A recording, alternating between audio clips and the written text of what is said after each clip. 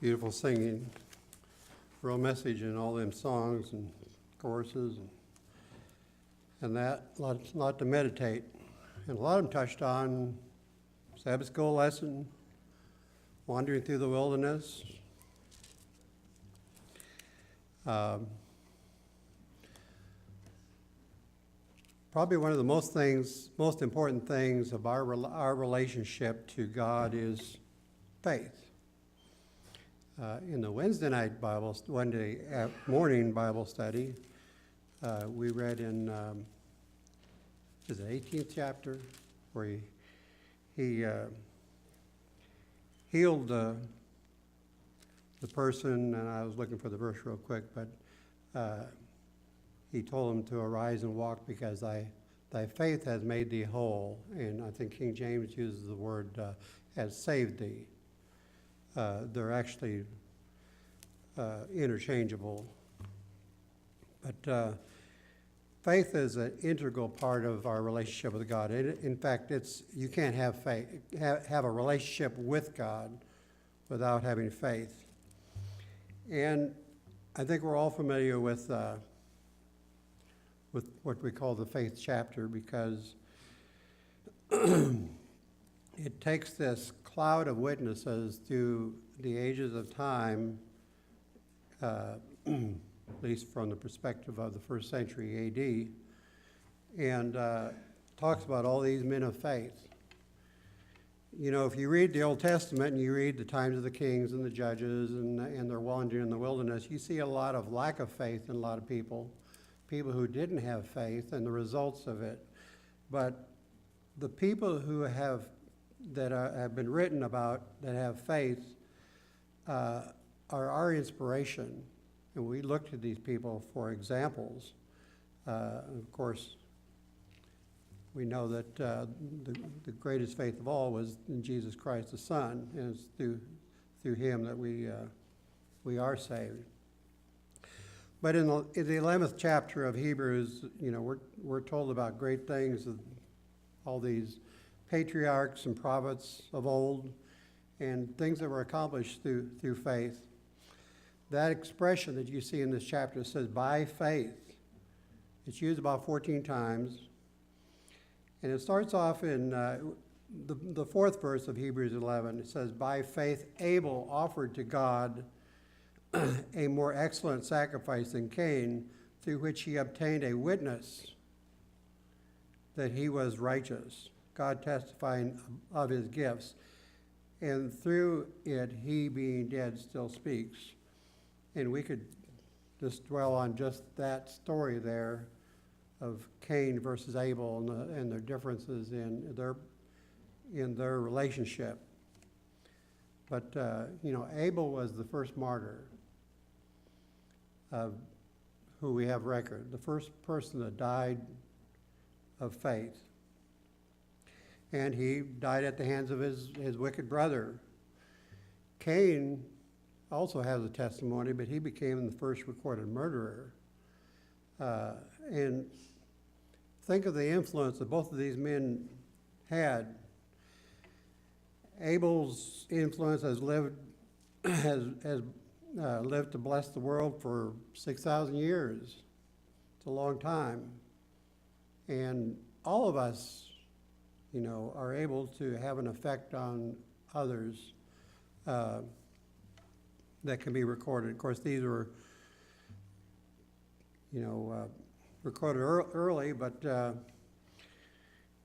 you know, Cain set the example of committing murder.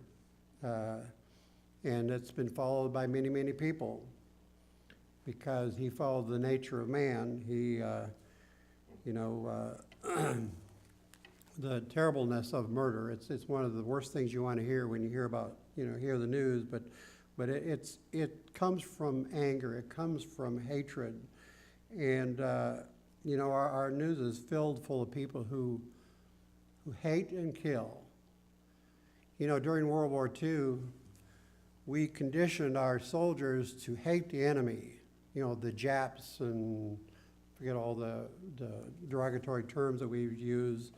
But literally, that's what armies do, is they they teach them to hate the enemy, and therefore they're more prone to kill the enemy. And that's probably one of the reasons why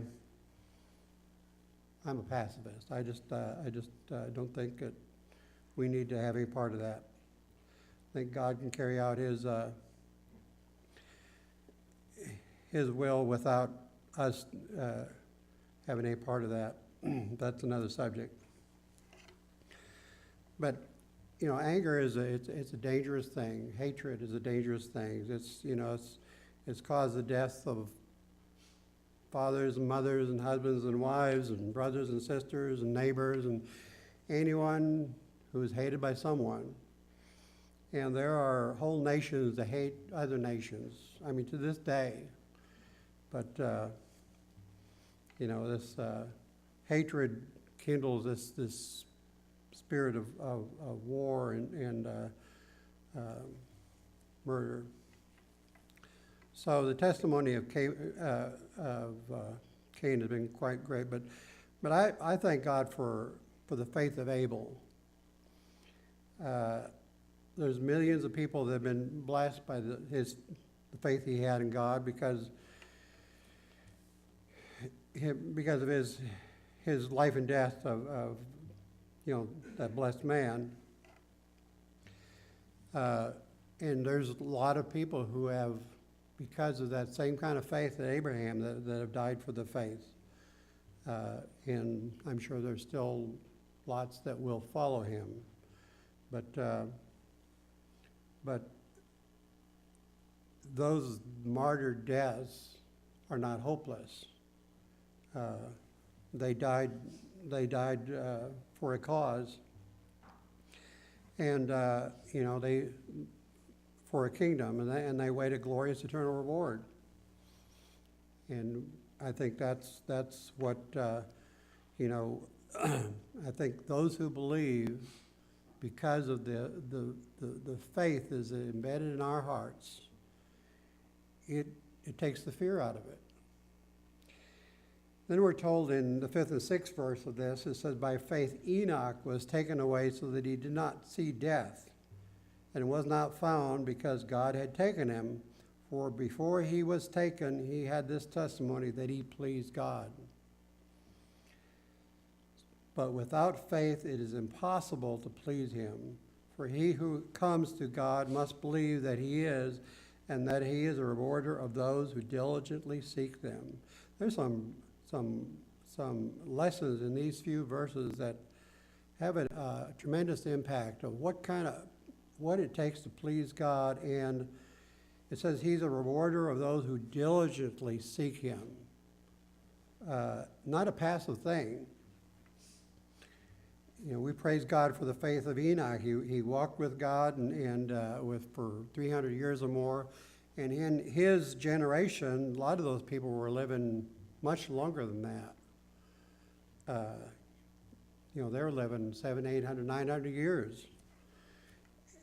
Enoch only lived 300 years, and God took him, that he shouldn't see death. And of course, people speculate on what that means, where he took him, but if they read it a little farther, it says these all died in faith. Enoch died. He just didn't experience death. He didn't, God saved him from the pain or whatever they went through. I don't know if it means that he took him into sleep, but obviously Enoch didn't experience the agony of death. But what a testimony that man had. The seventh from Adam is referred to. The man who pleased God, certainly, I think he stands in high favor before God and in the kingdom to come. Then verse 7, we're told that by faith Noah, being divinely warned of things not yet seen, moved with godly fear, prepared an ark for the saving of his household, by which he condemned the world, and being an heir of the righteousness which is according to faith. Well, if Noah would have wavered,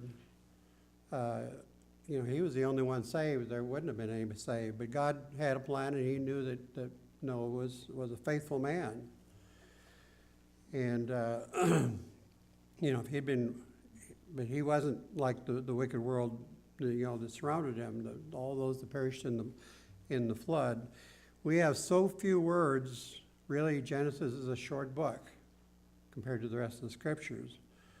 But the impact of these stories, for 120 years, God extended that destruction while Noah built an ark and he preached to the people. And 120 years for one project, that was quite a long time. And that's one thing that faith gives you is endurance. It gives you the ability, it gives you patience. And, he never gave up all those years. I'm sure there were difficult times.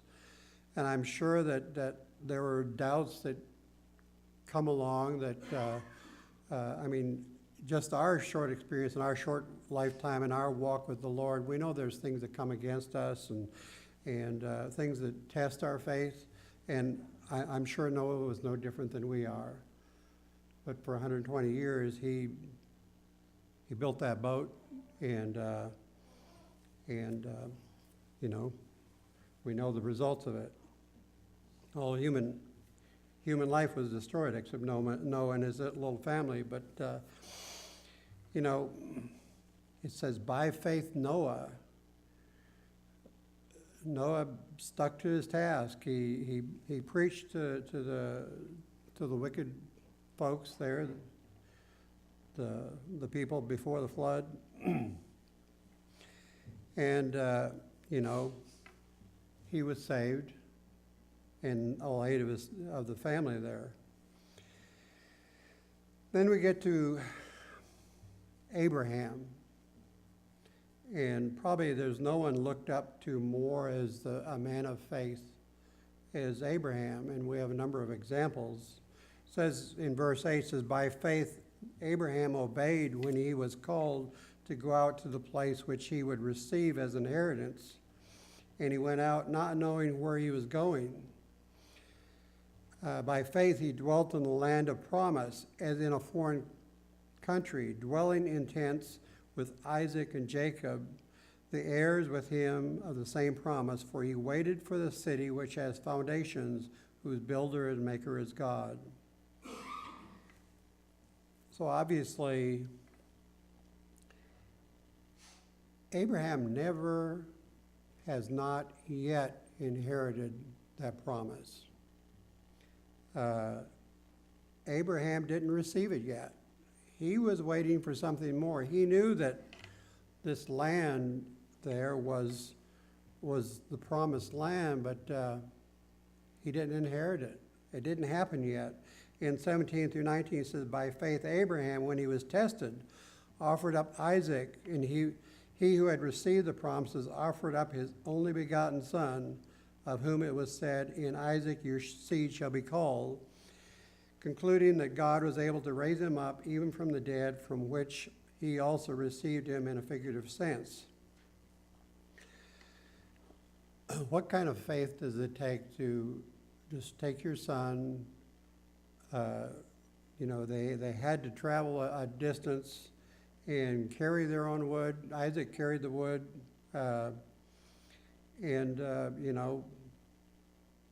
Abraham's determination was to do what God said, no matter what the result.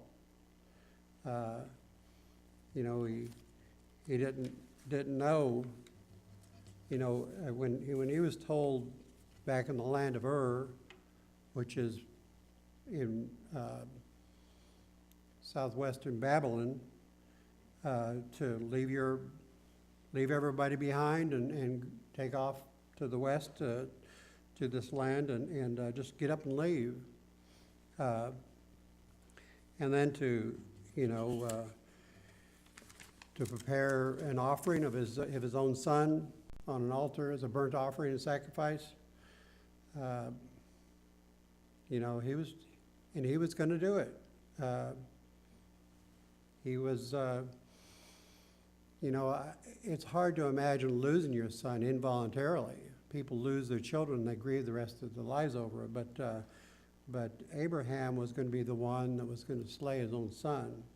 But Abraham knew that he would raise him up or something. It's a tremendous faith. And just like the rest of these that I've mentioned so far, great examples for us.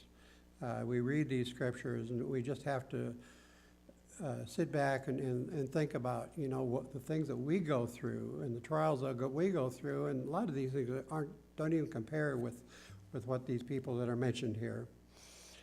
In 20 and 21, it says, by faith Isaac blessed Jacob and Esau concerning the things to come.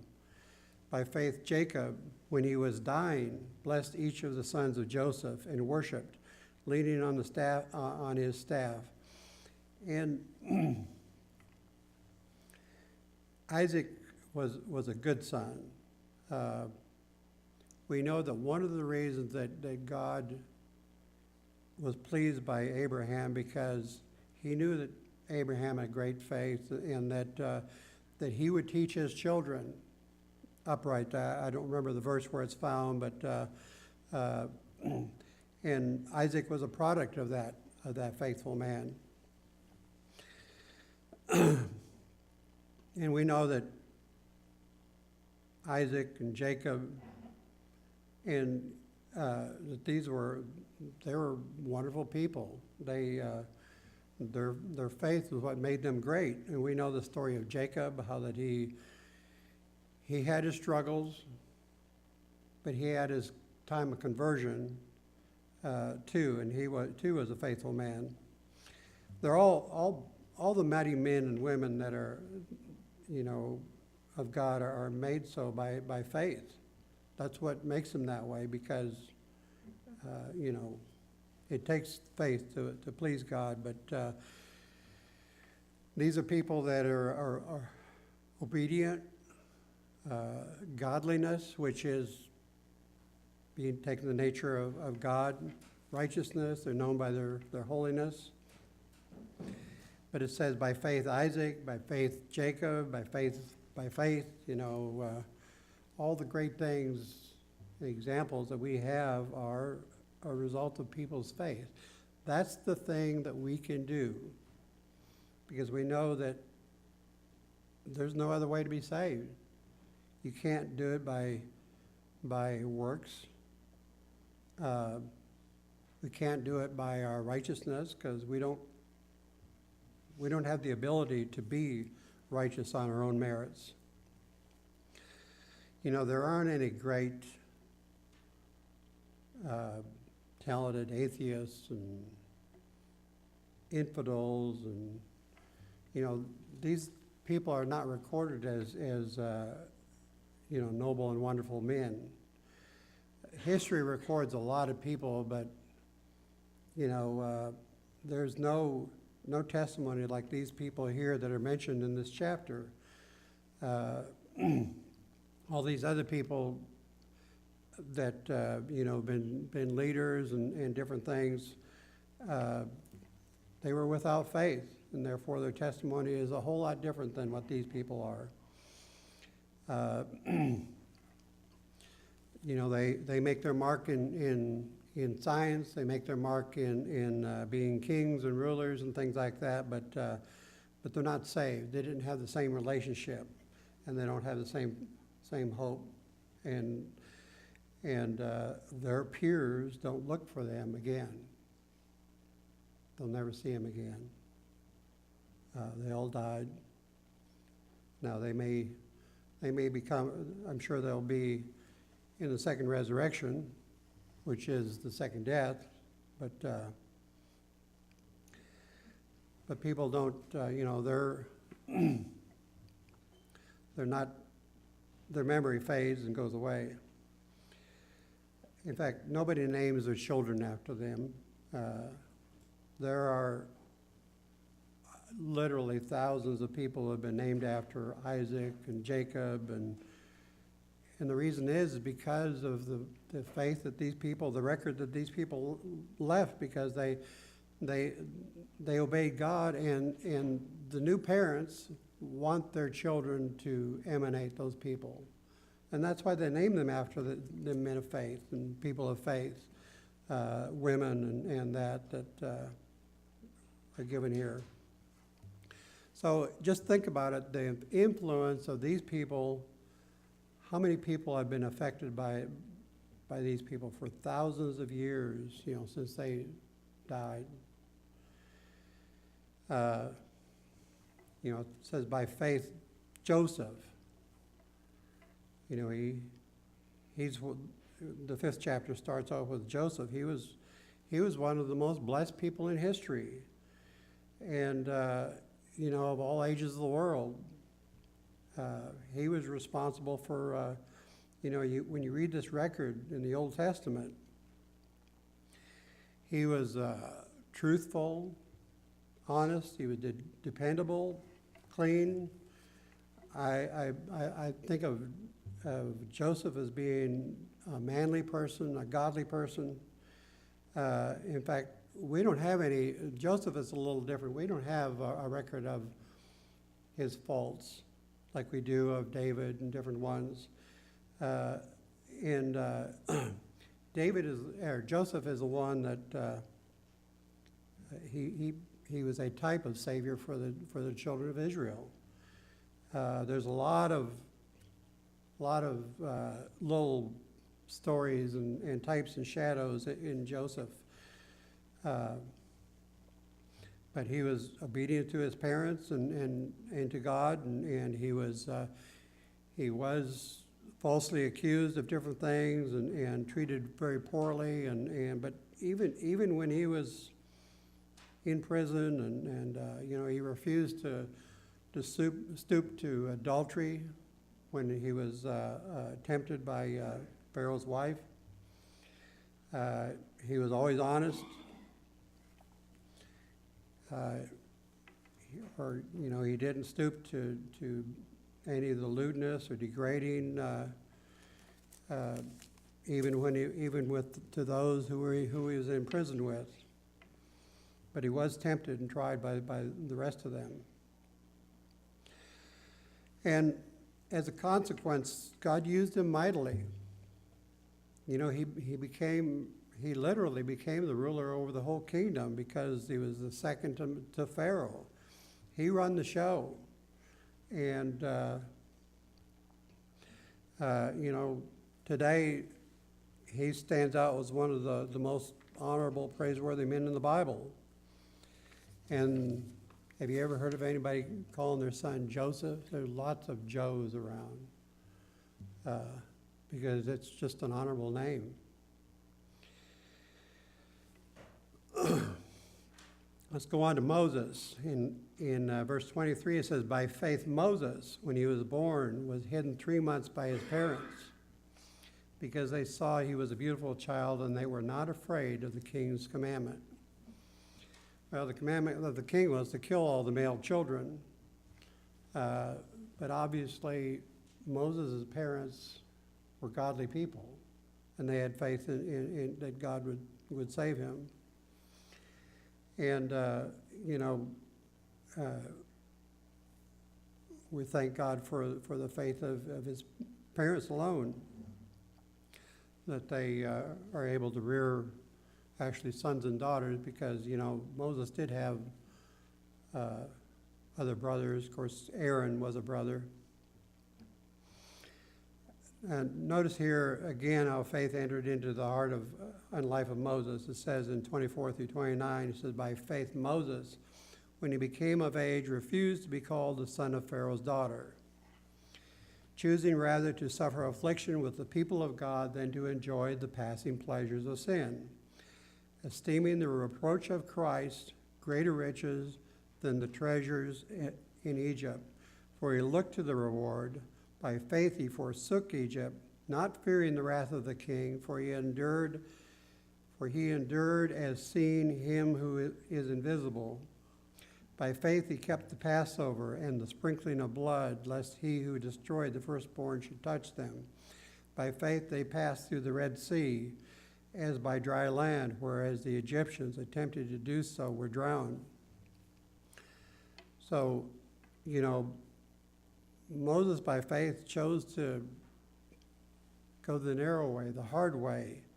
You know, he had such a promising future in Pharaoh's household, but he chose not to enjoy the sin for a season. Being called the daughter, the son of Pharaoh's daughter, didn't mean near as much to him as it was, and obviously, his during his raising, when he was growing up, his mother had helped raise him as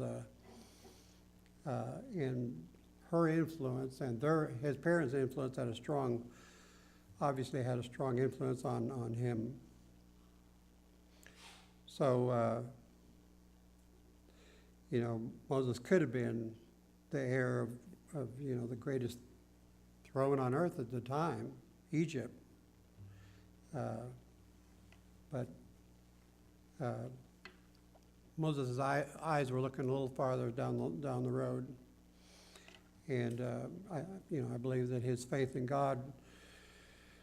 We know that he had a zeal for God that at first wasn't directed properly, but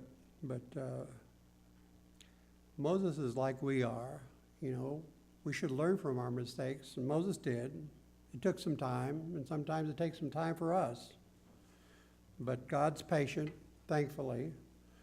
His patience endures forever, it says in Psalms over and over again. And a lot of us need that. I mean,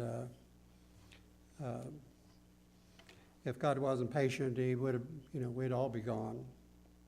The 30th verse says, by faith, the walls of Jericho fell down after they were encircled for 7 days.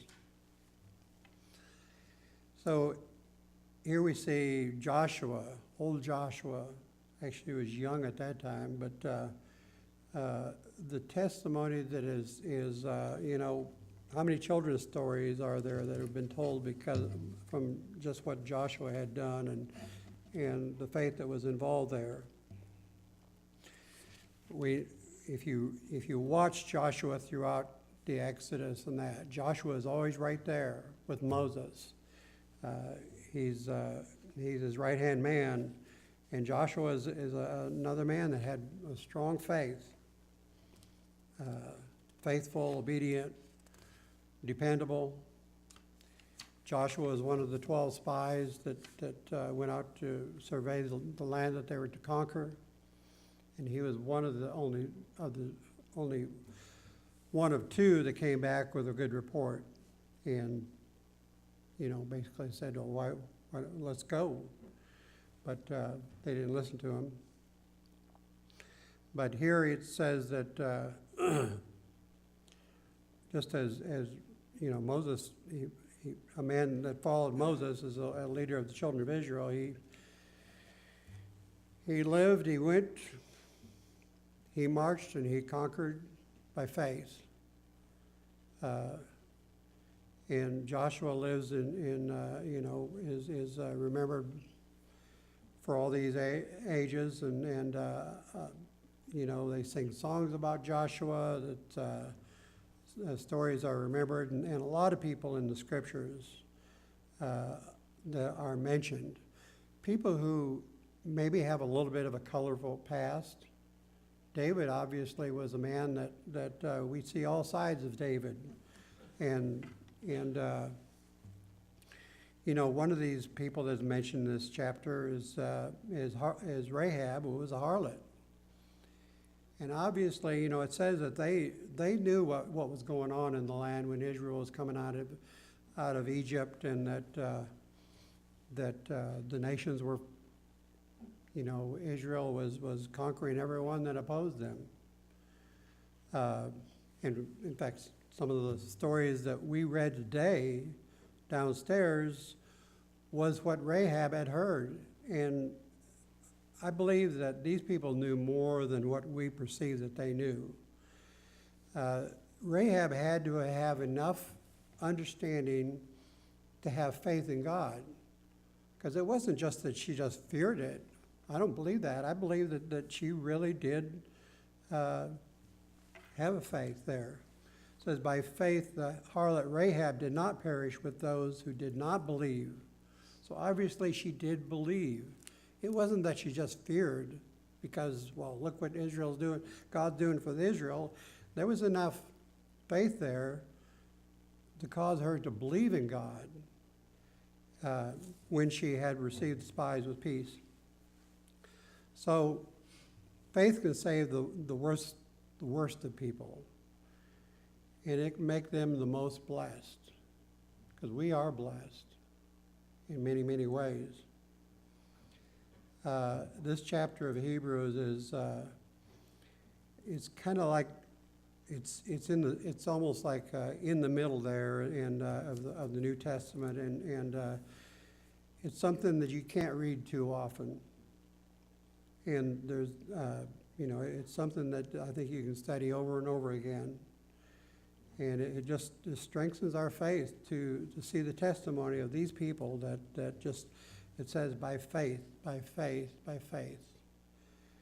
And it's just a blessedness of the faith, because we know that it's the only way to God. It's faith through God in His what He did for us in giving His only Son to die for us, for our sins, because He's the way. And the only way to that is through faith. God bless you.